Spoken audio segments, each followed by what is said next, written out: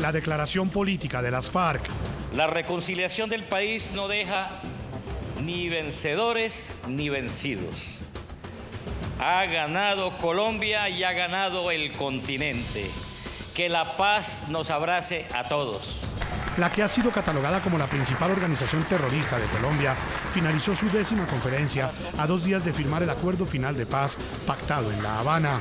Que los guerrilleros y guerrilleras delegados a la conferencia han dado su respaldo unánime al acuerdo final de La Habana, reafirmando su cohesión interna que ha caracterizado a las FARC en su trayectoria rebelde. Durante la semana de la cumbre guerrillera, varias declaraciones de cabecillas, asistentes, provocaron indignación y rechazo de quienes exigen a las FARC verdad y justicia. Enrique Márquez no hay... No, ni me acuerdo. Que no sigan negando y que deje Romaña de decir que no se acuerda, porque él se acuerda perfectamente del caso de Enrique. Yo sé que él tiene la certeza de dónde está o qué pasó con él.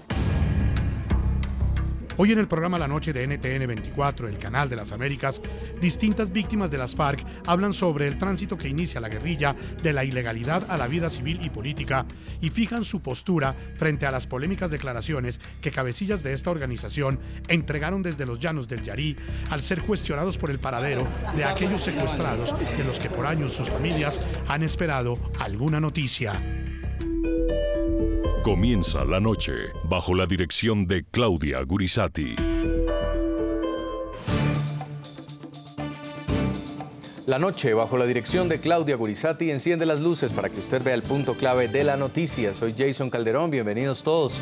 La noticia, la clausura de la 10ª Conferencia Nacional de las FARC.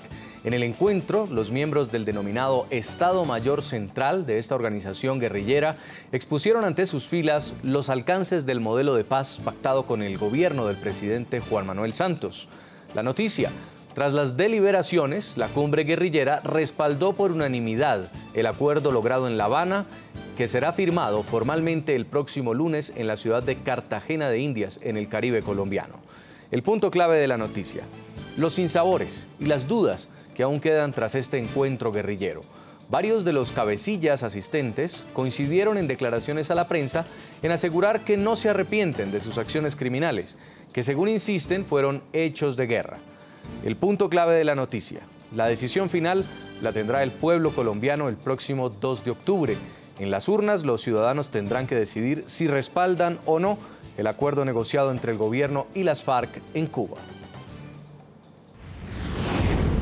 Hemos decidido surtir todos los aprestamientos necesarios para el tránsito de nuestra estructura político-militar hacia un nuevo partido político cuyo congreso fundacional se llevará a cabo a más tardar en mayo de 2017 si se implementan los acuerdos tal y como está convenido.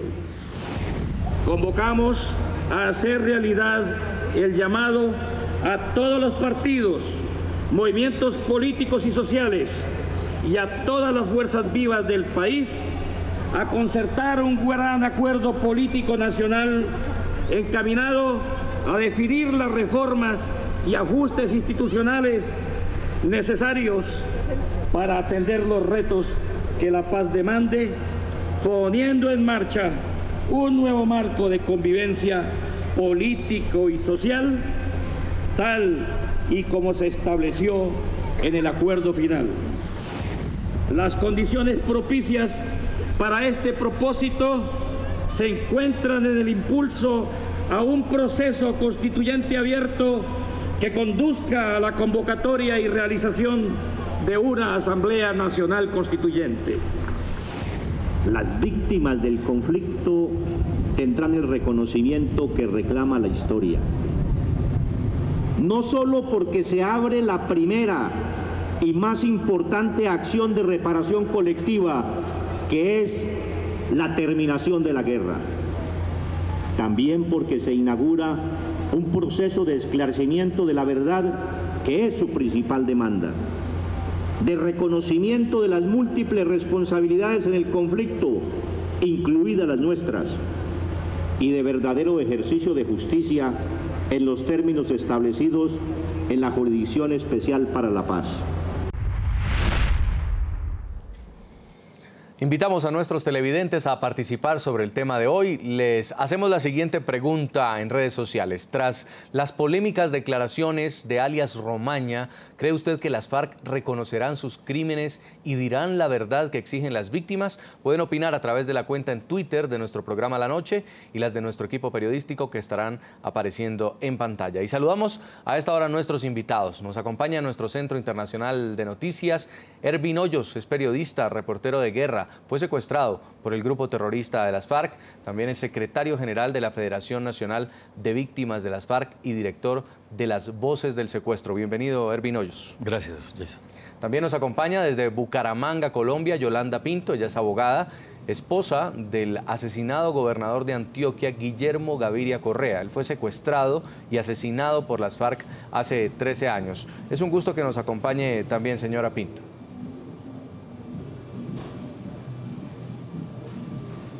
Buenas noches, Jason. Gracias por invitarme. Buenas noches, Ervin. Yolanda, buenas noches. Quiero empezar con usted, Ervin, sobre las palabras que le escuchábamos a alias Timochenko. Hablaba de reparación, decía que la mejor reparación a las víctimas es el fin de la guerra, pero que también va a haber reconocimiento de responsabilidades. De este discurso, a que ocurra eso, a que veamos a las FARC entregando verdades, a que veamos a las FARC pidiéndole perdón público a las víctimas, ¿hay mucho trecho? Hay un trecho muy grande porque aquí tenemos que tener en cuenta la forma y el fondo. La forma de la negociación es que de cara al país pues se habló en general de un concepto de víctimas. El fondo es que el Estado colombiano aceptó negociar como un Estado victimario, como un Estado criminal. Entonces, para Timochenko, todas las FARC son víctimas. Desde esa dialéctica de la negociación, en donde el Estado aceptó negociar como un Estado criminal, como un Estado victimario, pues ellos obviamente defienden su estatus de víctimas y no aceptan ser catalogados como victimarios. Por lo tanto, cuando ellos hablan de víctimas, hablan de sí mismos, hablan de la organización, hablan de todo su entorno, de todas las acciones judiciales que hizo el Estado para defender la democracia como una acción recriminatoria hacia la organización y se ponen ellos en el estado de víctimas. Así que Timochenko no está hablando de la condición de víctimas para nosotros desde la democracia, sino que están hablando para la condición de víctimas de ellos desde movimiento guerrillero como lo han sido durante todo este tiempo. ¿Y usted como víctima qué espera? Bueno, yo de Timochenko y de las FARC, yo creo que seguiremos muchos esperando la recriminación que ellos han tenido, porque ellos no aceptan, no van a reconocer muchos crímenes. Vemos las declaraciones de Romaña, vemos las declaraciones de Fabián, de todos ellos diciendo que hace parte de la lógica de la guerra al secuestro. Desaparecieron cantidad de personas, son más de 3.874 secuestrados por los que muchas familias pagaron, pero que nunca volvieron, que los desaparecieron en la selva, que siguieron incluso cobrando, porque cobraron por muchos de ellos después de estar muertos, y ellos no van a reconocer eso. Lo ven como parte de una mercancía, así como utilizaron el narcotráfico para enriquecerse y manejar la guerra, así mismo utilizaron a los secuestrados. O sea, la condición humana en este proceso nunca la tuvieron en cuenta, nunca pensaron que tenían era personas allí, sino que las utilizaron como mercancía, les pusieron un precio, cobraron por ellos y luego los asesinaron, se deshicieron de sus restos y no piensan en lo más mínimo reconocer el crimen. Señora Yolanda Pinto, usted como víctima de las FARC, por el asesinato de su esposo, ¿se siente representada en este proceso? ¿Usted cree que va a ser reparada?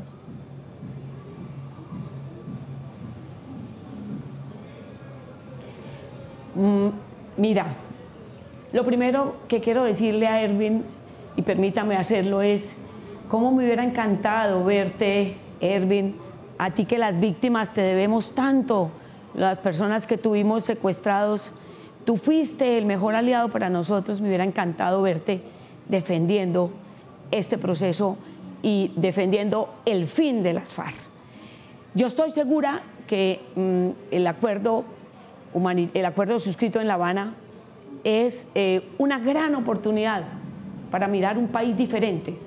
Pero contrario a lo que piensa Ervin y lo que acaba de expresar, los hechos de las FARC fueron considerados en el acuerdo como ilegales, mientras que los hechos de nuestros militares y del Estado se presumen legales. Total que creo que lo que estabas diciendo es equivocado, de acuerdo a lo que está escrito en los acuerdos, que es a lo que nos tenemos que referir.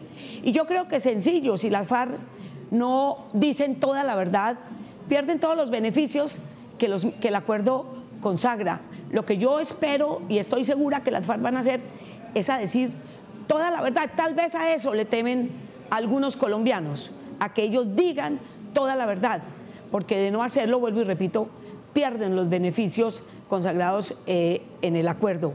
Y me parece que el proceso, que fue un proceso serio, un proceso digno, un proceso respetuoso, que llevó al Estado no como victimario, que llevó al Estado, el Estado se sentó como lo que es, una democracia, un Estado respetable, se sentó con quienes nos habían causado tanto daño y lograron un acuerdo que le ponga fin al conflicto. Es que de lo que estamos hablando es de que las FARC desaparecen como grupo armado.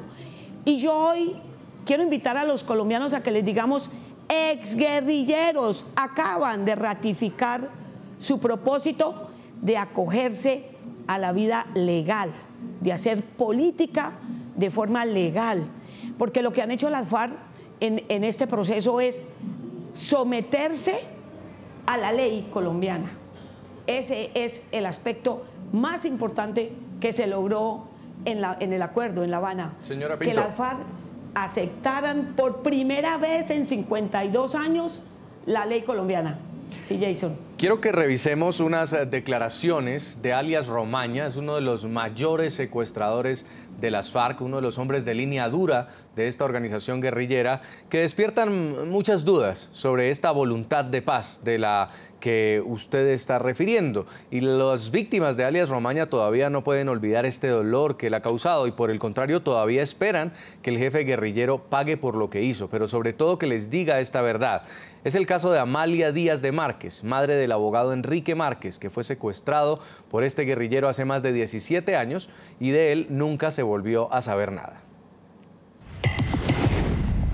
En la década de los 90, atreverse a transitar por la vía que conduce de Bogotá con la ciudad de Villavicencio era todo una odisea, sin exagerar muchas veces, un viaje sin regreso. Este guerrillero de boina negra y espesa barba, quien antes lucía camuflado, es el mismo que imponía su propia ley a quienes por allí pasaban.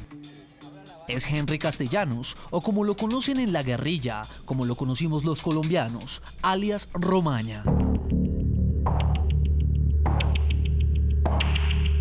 Entre su prontuario criminal suma cerca de 80 condenas y 126 procesos judiciales por secuestros, extorsiones, terrorismo, narcotráfico y homicidios.